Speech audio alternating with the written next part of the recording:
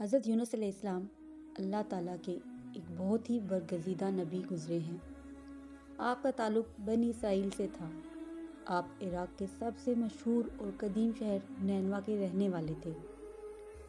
آپ کے نام سے قرآن پاک میں ایک سورت بھی موجود ہے جس میں آپ کا یہ مچھلی والا واقعہ درج ہے۔ حضرت یونس علیہ السلام کے عہد میں نینوا ایک سرسبز و شاداب علاقہ تھا۔ اللہ تعالیٰ نے وہاں طرح طرح کے پھل اور سبزیاں پیدا فرمائے تھے۔ ان نعمتوں کے باوجود نینوا کے لوگ پوری طرح گمراہی کے اندھیروں میں بھٹک رہے تھے۔ وہ برائی کی دلدل میں اس حد تک پھنس چکے تھے کہ جب کوئی انہیں نیکی کی طرف بلاتا تو وہ الٹا اس کے خلاف ہو جاتے اور طرح طرح کی تکلیفیں دینے لگتے۔ حضرت یونس علیہ السلام اسی قوم کے ایک بہت ہی نیک اور شریف خاندان سے تعلق رکھتے تھے۔ لوگ آپ کی اچھائی کی وجہ سے آپ کی بے حد عزت کرتے تھے۔ جب آپ کی عمر 28 برس ہوئی تو اللہ تعالیٰ نے آپ کو نبوت کے منصب سے سرفراز فرما کر نینوا کے لوگوں کی ہدایت کے لیے مقرر کیا۔ آپ ایک مدت تک وہاں کے لوگوں کو نیکی اور پاکیزگی کی تلقین کرتے رہے۔ آپ نے انہیں بتوں کی پوجا چھوڑ کر ایک اللہ کی عبادت اور بندگی کرنے کے لیے کہا، مگر وہ بڑے ہی نافرمان تھے۔ کسی بھی قیمت پر بتوں کی پوجا سے نہ رکے۔ وہ بتوں کو سجدہ کرتے اور انہی سے مرادیں مانگتے۔ ایک مدت تک جب حضرت یونس علیہ السلام کی تبلیغ کا کوئی اثر نہ ہوا تو آپ نے ان کو اللہ کی طرف سے سخت عذاب کی خبر دی، جس پر اس قوم کے سرکش لوگوں نے حضرت یونس علیہ السلام کی باتوں کا مذاق اڑاتے ہوئے کہا، اگر تمہارے خدا کی طرف سے عذاب آنے والا ہے تو تم ہمیں اس کا وقت بتاؤ۔ اس پر حضرت یونس علیہ السلام نے غصے کی حالت میں بارگاہ الہی میں ان کے لیے عذاب کی بد دعا کی۔ اللہ تعالیٰ نے نافرمانوں کے حق میں اپنے نبی کی بد دعا کو قبول فرمایا۔ آپ کی قوم کے لیے عذاب کی مہلت 40 دن تھی۔ اگر وہ قوم اس مہلت کے ختم ہونے سے پہلے اللہ پر ایمان لے آتی تو عذاب ٹل جاتا۔ حضرت یونس علیہ السلام اپنی قوم سے اس حد تک تنگ آ چکے تھے کہ عذاب آنے سے 3 دن پہلے ہی بستی سے نکل گئے اور اپنے لوگوں کو فرما گئے، چونکہ انہوں نے اللہ تعالیٰ کا راستہ چھوڑ دیا ہے اس لیے ان پر اللہ کی طرف سے عذاب آئے گا۔ آپ اللہ تعالیٰ کا حکم آنے سے پہلے ہی شدید مایوسی کی حالت میں اپنے بیوی بچے سمیت اس بستی سے نکل گئے۔ اللہ تعالیٰ کو آپ کا یوں اپنی قوم کو چھوڑ کر جانا پسند نہ آیا اور یکے بعد دیگرے آپ پر اللہ کی طرف سے آزمائشیں آتی چلی گئیں۔ سب سے پہلے آپ کے بیوی بچے آپ سے جدا ہو گئے۔ آپ نے اسے اللہ کی طرف سے ایک حادثہ سمجھ کر اپنا سفر جاری رکھا۔ چلتے چلتے جب آپ نینوا سے نکل کر ساحل پر پہنچے تو مسافروں سے بھری ہوئی ایک کشتی پار جانے کے لیے تیار کھڑی تھی۔ آپ بھی اس میں سوار ہو گئے۔ اللہ کی قدرت، ابھی کشتی کچھ دور گئی تھی کہ طوفانی ہواؤں نے اسے گھیر لیا اور وہ طوفانی لہروں میں بری طرح ڈولنے لگی۔ یہ دیکھ کر کشتی چلانے والے ملاح بری طرح گھبرا گئے۔ عام طور پر ایسی صورتحال تب پیش آیا کرتی جب کوئی غلام اپنے آقا کی مرضی کے خلاف اسے چھوڑ کر چلا جاتا۔ ایسے غلام کو بگوڑا کہا جاتا تھا۔ ایک ملاح نے مسافروں کو مخاطب کر کے کہا، ایسا معلوم ہوتا ہے کہ کوئی بھاگا ہوا غلام اس کشتی میں سوار ہے۔ جب تک اس کو کشتی سے نکالا نہیں جائے گا اس طوفان سے بھی نجات نہیں ملے گی۔ جب حضرت یونس علیہ السلام نے یہ گفتگو سنی تو فوراً دل میں خیال آیا کہ میں بھی تو اپنے آقا یعنی اللہ تعالیٰ کا وہ غلام ہوں جو اگلی وحی کا انتظار کیے بغیر نینوا میں اپنی قوم کو چھوڑ کر وہاں سے چلا آیا۔ شاید اللہ کو میرا اس طرح چلا آنا پسند نہیں آیا۔ اب میری آزمائش کا وقت آ پہنچا ہے۔ اب تک پیش آنے والے حادثات پر بھی آپ نے غور کیا تو بات مزید واضح ہوتی چلی گئی۔ آپ نے کشتی والوں سے کہا، اے لوگو، میں ہی اپنے آقا کا بھاگا ہوا غلام ہوں، لہٰذا مجھے پانی میں پھینک دو۔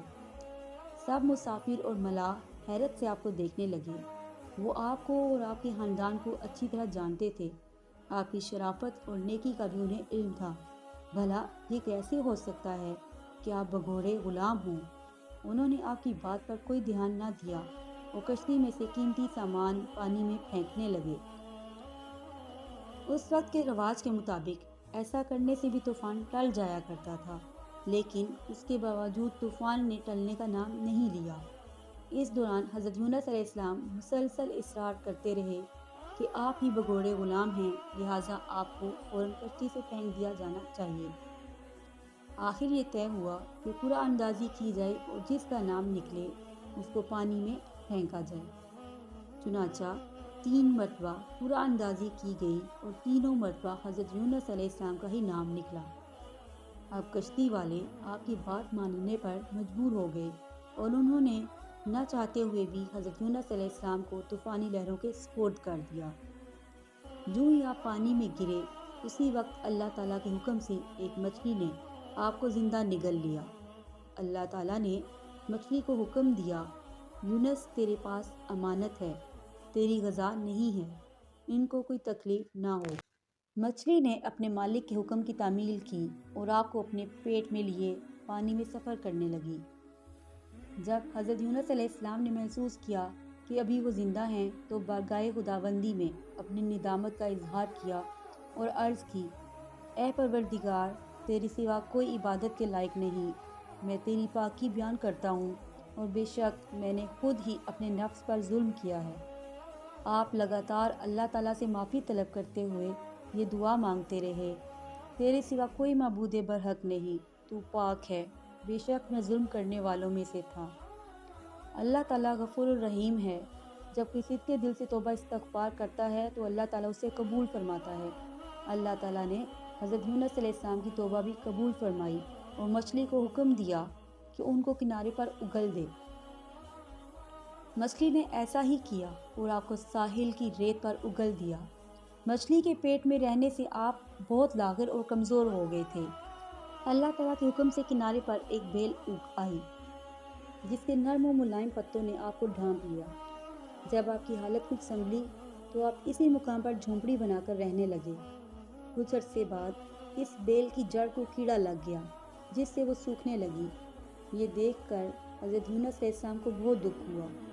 اس پر اللہ تعالیٰ کی طرف سے وحی نازل ہوئی، یونس، تم کو اس حقیر سی بیل کے مرجھا جانے کا تو بہت رنج پہنچا ہے، مگر تم نے یہ نہ سوچا کہ نینوا کی 1,00,000 سے زائد آبادی اور دوسرے جانداروں کو ہلاک کر دینا ہم کو ناگوار نہ ہوگا، اور کیا ہم ان کے لیے اس سے زیادہ مہربان نہیں ہیں جتنی یہ بیل تم کو عزیز ہے۔ تم بد دعا کرتے ہی اس بستی سے نکل آئے اور وحی کا انتظار بھی نہ کیا۔ ایک نبی کے لیے یہ ہرگز مناسب نہیں ہے کہ وہ قوم کے حق میں بد دعا کرے اور ان سے دور چلے جانے میں اس طرح جلد بازی سے کام لے اور وحی کا بھی انتظار نہ کرے۔ اب حضرت یونس علیہ السلام کو اپنی غلطی کا پہلے سے بھی زیادہ احساس ہوا اور آپ نے بے اختیار چاہا کہ کسی طرح اپنی قوم سے دوبارہ جا ملیں۔ اب ذرا نینوا کی سرکش قوم کا حال بھی سن لیجئے۔ جب حضرت یونس علیہ السلام نے قوم کے حق میں بد دعا کی اور جلدی میں بستی سے نکل گئے تو شہر والوں نے محسوس کیا کہ وہ اللہ کے سچے نبی تھے اور ان کے چلے جانے سے ہم پر ضرور عذاب الہی نازل ہوگا۔ ان کا خوف اس وقت اور زیادہ شدید ہو گیا جب آسمان پر سیاہ بادل نمودار ہوئے اور تیز ہوائیں چلنے لگیں۔ ان لوگوں نے یہ دیکھ کر اللہ تعالیٰ سے معافی مانگی، توبہ کی اور اپنے بنائے ہوئے بت توڑ ڈالے۔ وہ لوگ اللہ کے عذاب سے بہت خوفزدہ ہو رہے تھے اور جگہ جگہ حضرت یونس علیہ السلام کو تلاش کر رہے تھے کہ وہ مل جائیں تو انہیں منا کر لے آئیں اور ان کے ہاتھ پر بیعت کر کے ایک اللہ کی عبادت کریں۔